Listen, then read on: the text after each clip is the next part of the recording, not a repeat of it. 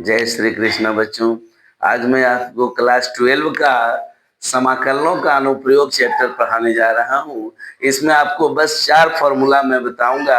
ऐसी 4 फॉर्मूला पर आपका 8.1 और 8.2 दोनों चैप्टर आपका क्लियर हो जाएगा।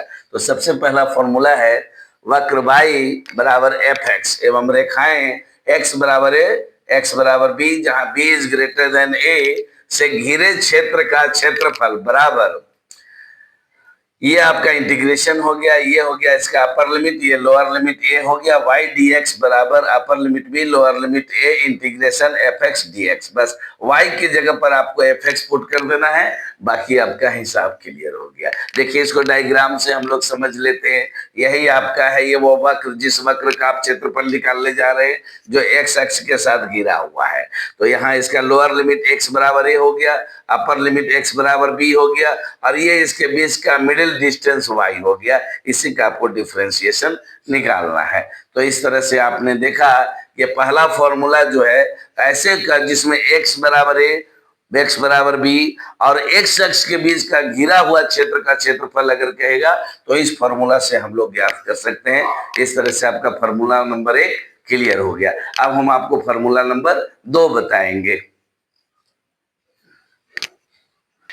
तो देखिए आपका दूसरा फॉर्मूला है वक्र x बराबर एफ वाई। वहां आपका था y बराबर एफ एक्स, यहाँ है x बराबर एफ वाई एवं रेखाएं y बराबर c y बराबर d, जहां d is greater then c से घिरे क्षेत्र का क्षेत्रफल बराबर, अपर लिमिट तो ऊपर होता है, लोअर लिमिट नीचे होता है, x dy बराबर D C F Y D Y.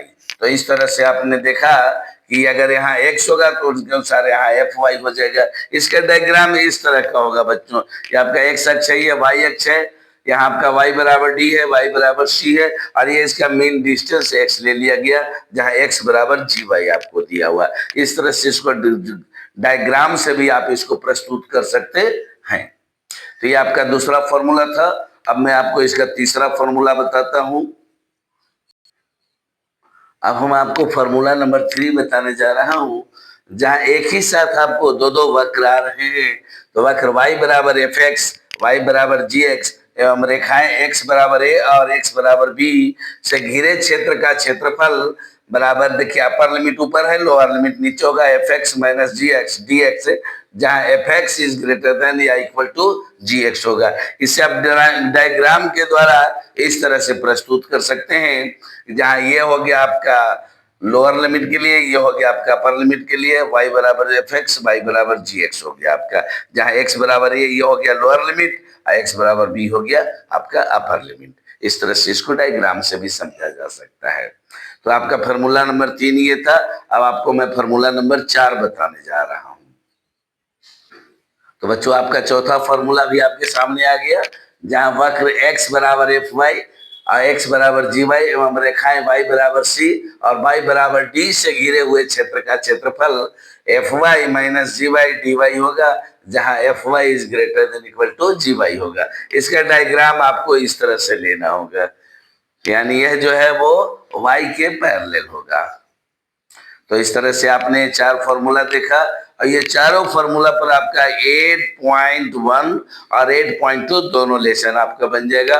अच्छी तरह से पहले आप फॉर्मूला याद करें, फिर मैं आपको इसके अगले वीडियो में इसका सम आपको भेजूंगा। जय श्री कृष्ण।